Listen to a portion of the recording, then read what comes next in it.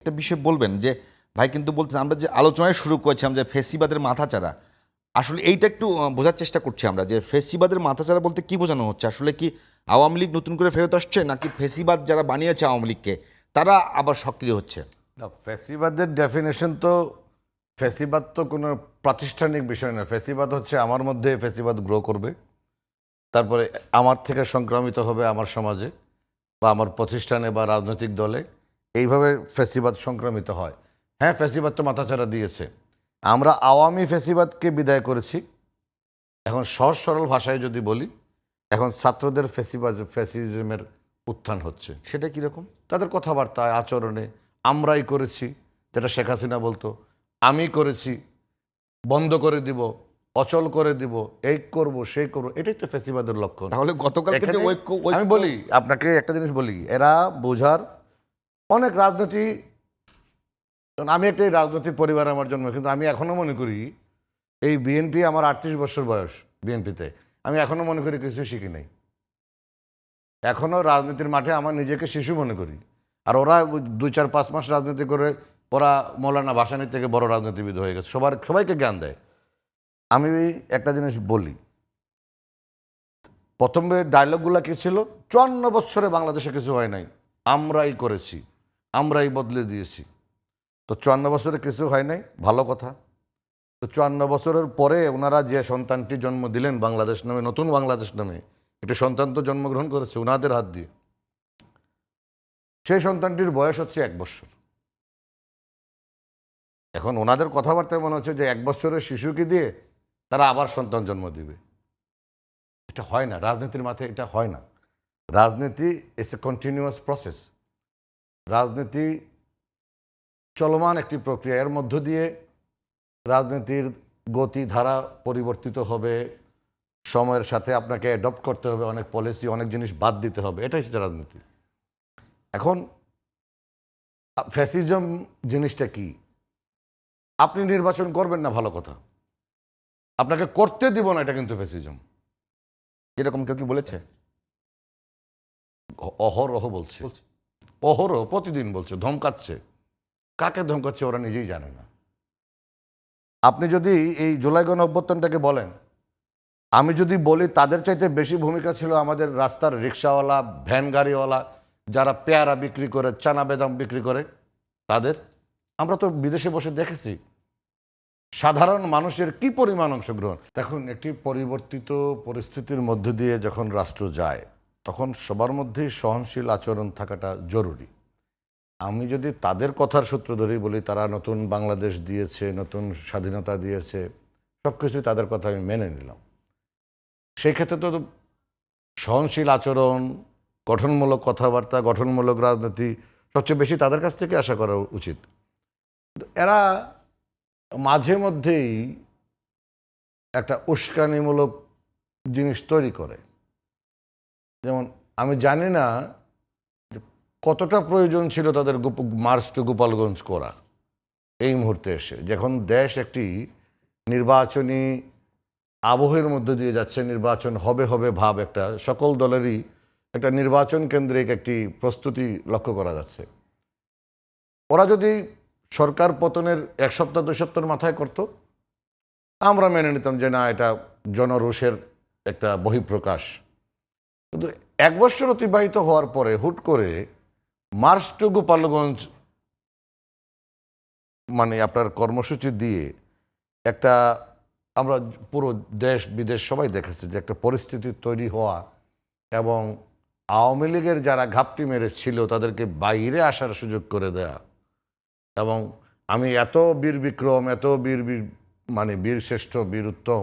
না, March two Gopalganj কি মানে আপনারা কোনো প্রোগ্রাম করতে পারবেন না বিএনপি? আমি কেন করব?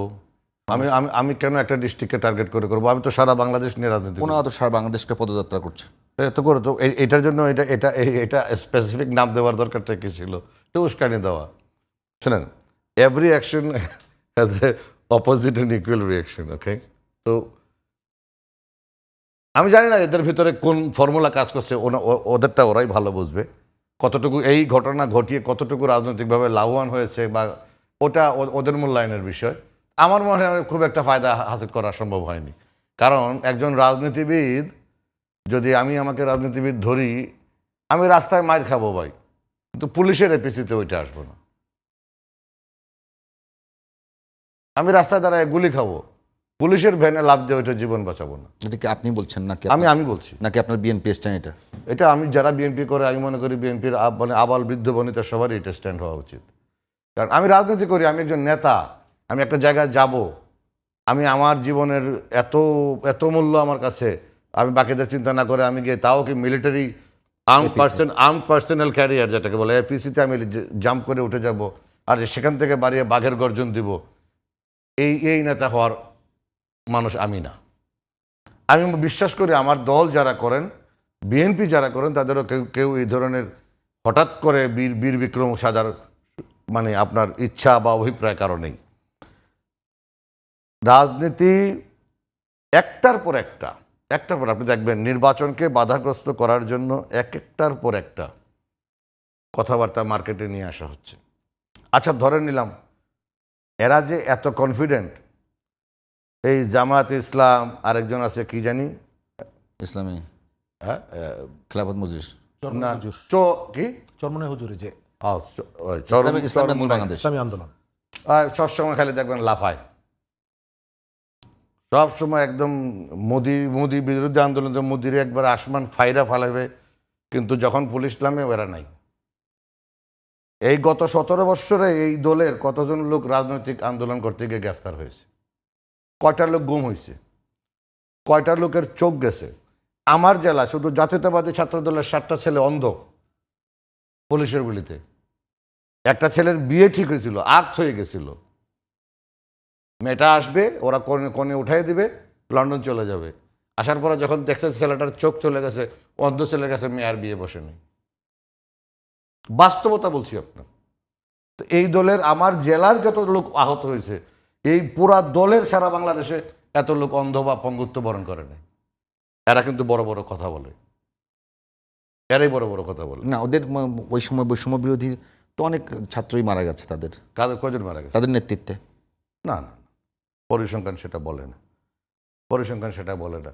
অনেক লোক, শ্রমিক মারা গেছে, অনেক শ্রমিক, রাস্তার পাশে যারা বসে ফুটপাতে ব্যবসা করতো, এই ধরনের অসংখ্য লোক মারা গেছে। না, সেটা এখন অসংখ্য লোক, পরিসংখ্যানে শ্রমিকদের মারা যাওয়ার সংখ্যা বরঞ্চ বেশি। ছাত্র এবং শ্রমিক আলাদা করলে দেখবেন আপনার শ্রমিকদের সংখ্যা বেশি। পরিসংখ্যানে সরকার ঘোষিত বিএনপির তো 430 জন মারা গেছে, অফিসিয়াল ডাটাবেস থেকে এটা। তো জামাতে ইসলামেরও কোনো ভূমিকা খাটো করে দেখা যাবে না। ছাত্র শিবিরের অসংখ্য ছেলে মারা গেছে, তারা আন্দোলন করেছে। ঢাকা শহরের যে আন্দোলনটা হয়েছে, শেষের 3 দিন যদি জাতীয়তাবাদী ছাত্রদল এবং ছাত্র শিবির উইথ ফুল গিয়ার মাঠে না থাকতো, এই আন্দোলন শেখ হাসিনা হজম করে ফেলতো। এটি হচ্ছে বাস্তবতা, হজম করে ফেলতো। কারণ সংগঠিত রাজনৈতিক শক্তি আর হঠাৎ করে আবেগের মধ্য দিয়ে একটা গণজাগরণ হওয়া, এটার মধ্যে পার্থক্য আছে। আপনি যখন একজন ট্রেন পলিটিক্যাল ওয়ার্কার হবেন, আপনি আপনার নেতার কমান্ডটা ভালো করে বুঝবেন। হঠাৎ করে আবেগে কোন ইস্যু ভিত্তিক কোন অনেক আন্দোলন হয় না বাংলাদেশে, হয়তো না। নিয়াজ ভাই, আপনার কথা তো আমি যদি সাপোর্ট করি যে এখানে সবারই তো ভূমিকা ছিল। আপনি বিএনপি ছিল, জামাতের ছিল, বাম সংগঠনগুলোকে ফেলে দেবেন, বাম সংগঠনকে ফেলে দেবেন, সবাই ছিল। কিন্তু আপনাদের মধ্যে এখন হঠাৎ করে ঐক্য বিনষ্ট হয়ে গেল, যে আবার নতুন করে আপনাদের ফেসিবাদের বিরুদ্ধে ঐক্য গড়ে তুলতে হচ্ছে। আপনারা তো ফেসিবাদের বিরুদ্ধে ঐক্যবদ্ধ হয়েই তো আন্দোলনে জয়লাভ করে এসছেন। সেটাই তো এটা তো সেইটার কারণটা কি? আমি যে একেবারে এটা তো যিনি বলেছেন আমাদের মহামান্য প্রধান উপদেষ্টা, উনি স্বপ্নে কি দেখেছেন